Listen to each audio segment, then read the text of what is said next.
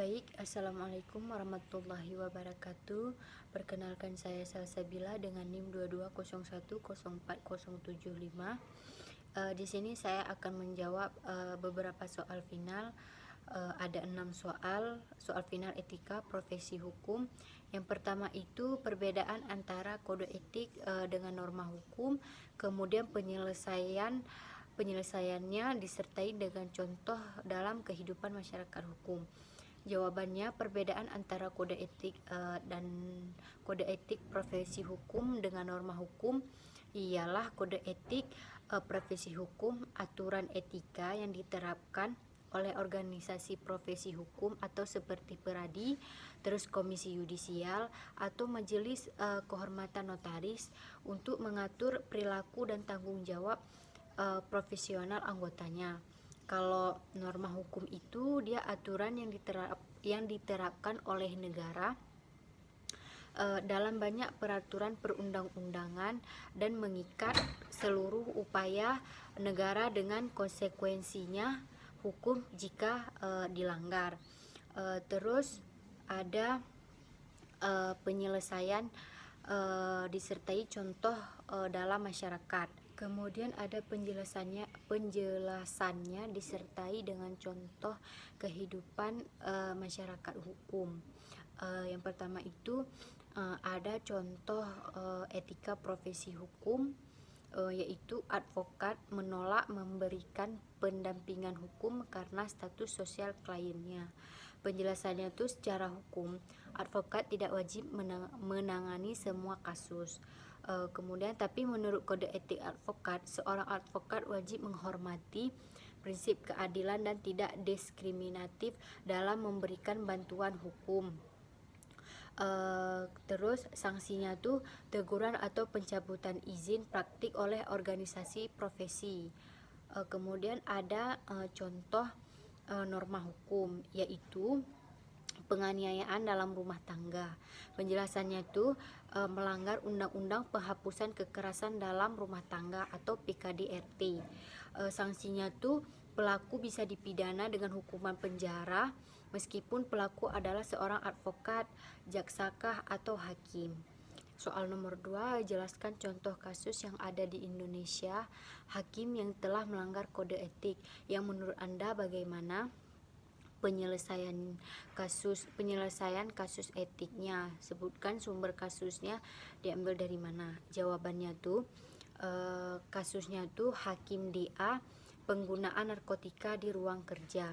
Penyelesaiannya tuh dia secara menyatakan hakim DA telah terbukti melanggar angka 5 butir 5.1.1 dan angka 7.1 keputusan bersama Ketua Mahkamah Agung atau MA dan Ketua Komisi Yudisial atau KY nomor 47 garing KMA garing SKB garing 1V garing 2009 /02 garing SKB garing P titik KY garing 2009 tentang panduan penegakan kode etik dan pedoman perilaku hakim atau KIPPH dan menjatuhkan sanksi kepada DA dengan sanksi berat berupa pemberhentian tidak dengan hormat.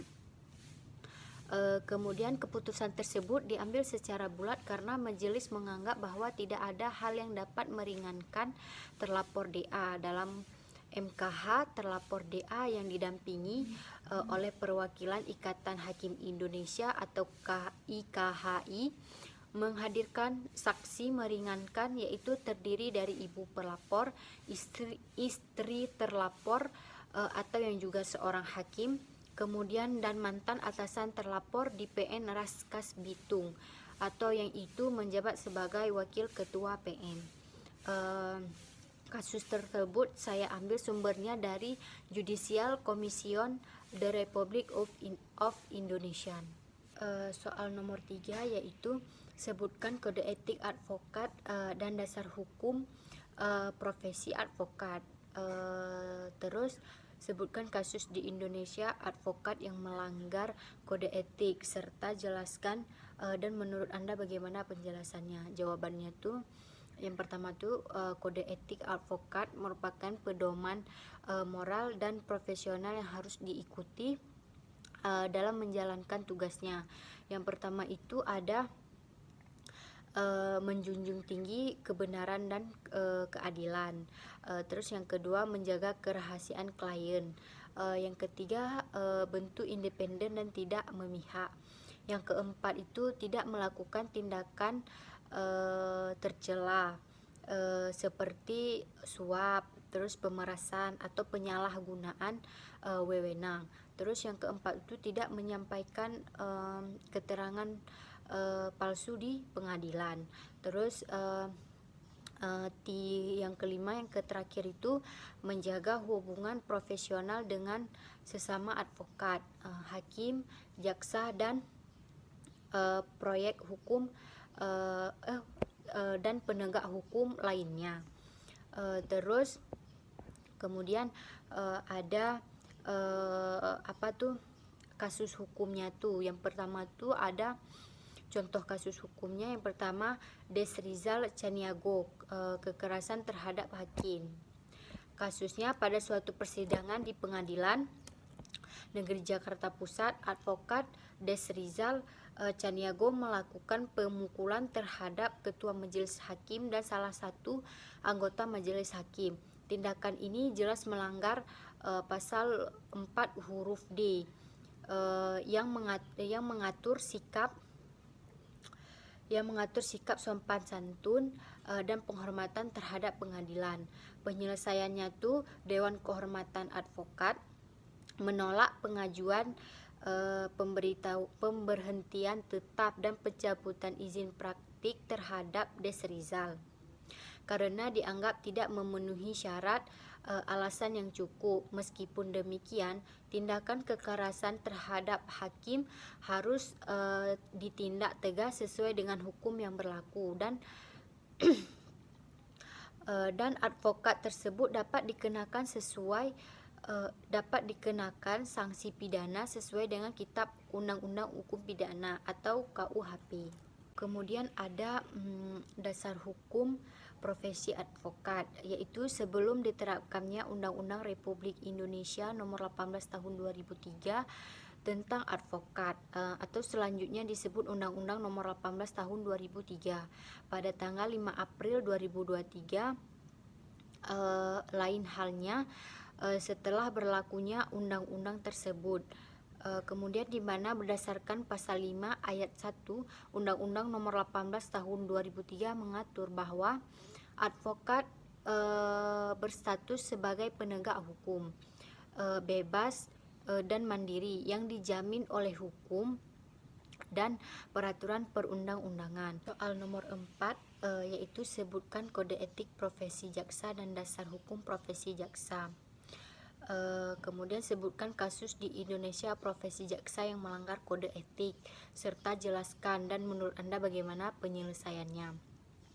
Kode etik jaksa Kode etik jaksa didasarkan atas persetujuan Jaksa Agung Republik Indonesia nomor per strip 014 garing A garing JA garing 11 garing 2012 tentang kode perilaku jaksa, atau selanjutnya disebut Perja nomor per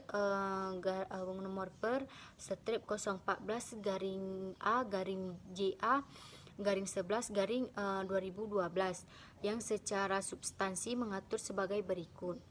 Yang pertama itu Undang-Undang Nomor 11 Tahun 2021 tentang Kejaksaan Republik Indonesia. Yang kedua Undang-Undang Nomor 16 Tahun 2004 tentang Kejaksaan Republik Indonesia. Kemudian ada Peraturan Pemerintah Nomor 42 Tahun 2004 tentang pembinaan jika korps dan kode etik pegawai negeri sipil. Kemudian ada Peraturan Pemerintah Nomor 20 Tahun 2008 tentang tata cara pemberhentian dengan hormat. Kemudian ada Peraturan Pemerintah Nomor 53 Tahun 2010 tentang disiplin pegawai negeri sipil. Kemudian Peraturan Pidana Nomor 38 Tahun 2010 tentang organisasi dan tata cara Kejaksaan Republik Indonesia.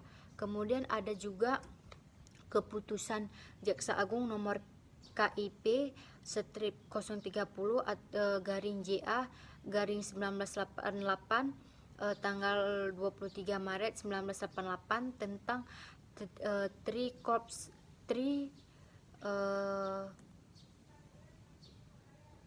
Trikrama Adiaksa. Terus ada lagi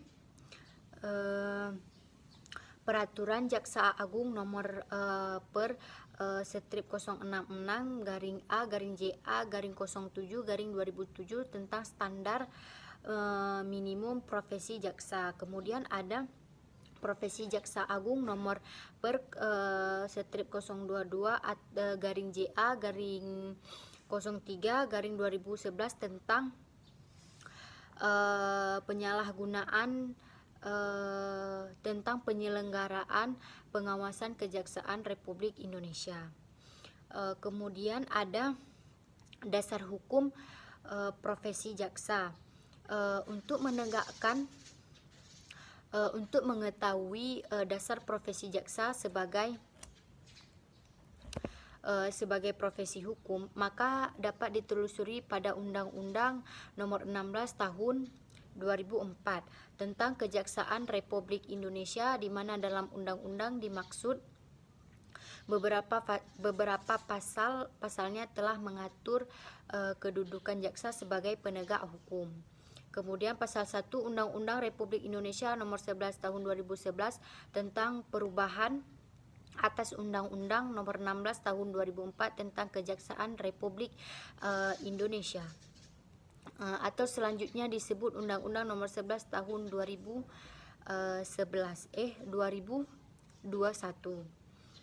Kemudian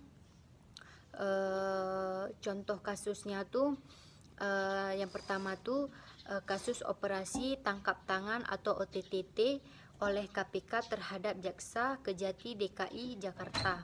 Kasusnya tuh 2 jaksa pada Kejaksaan Tinggi DKI Jakarta, Yadi Herdianto dan Yuniar Sinar Pamungkas terjaring dalam operasi tangkap tangan atau OTT oleh Komisi Pemberantasan Korupsi atau KPK terkait penerimaan suap. Penyelesaiannya, kedua jaksa dicopot dari jabatan struktural dan menjalani pemeriksaan lebih lanjut oleh Jaksa Agung. Soal nomor 5 yaitu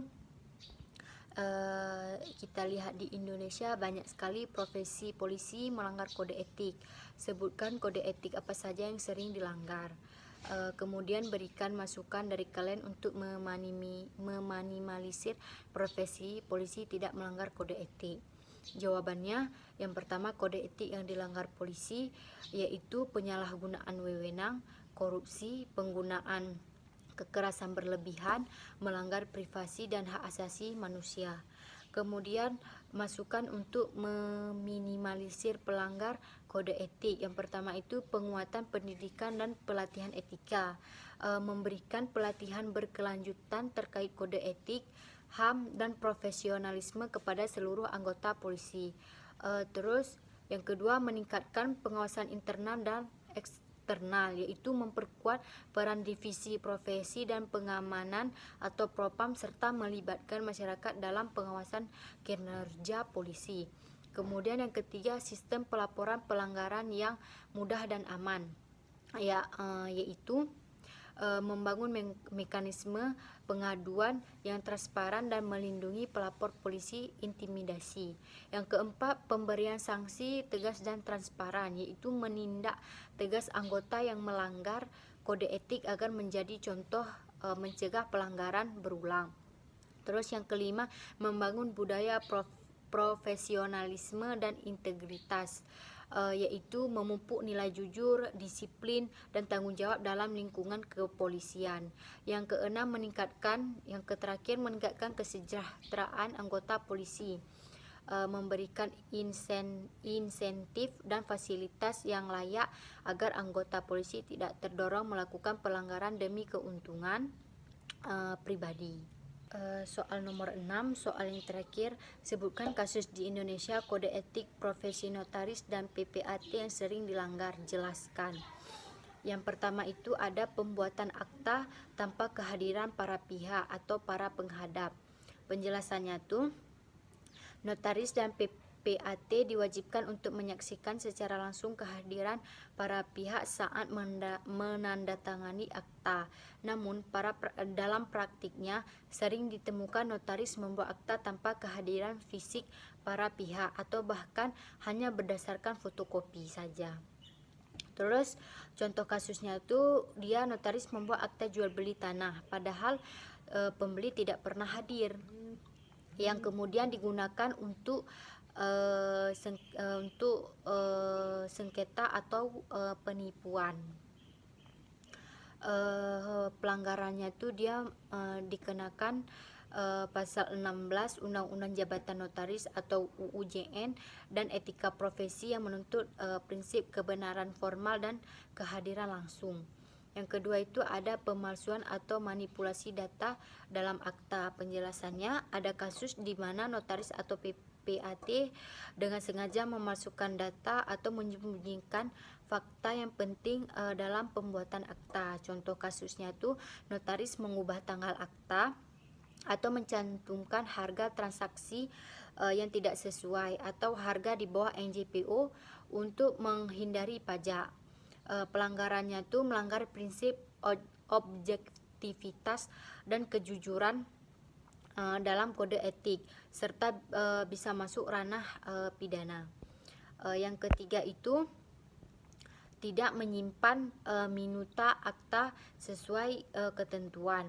Penjelasannya, minuta akta harus disimpan sebagai arsip oleh notaris. Namun banyak notaris lalai atau tidak mematuhi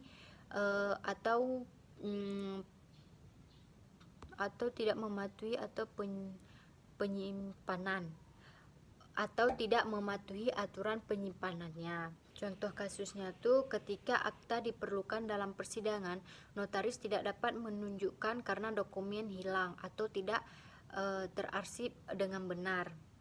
Pelanggarannya melanggar UU JN berisiko hilangnya alat bukti penting.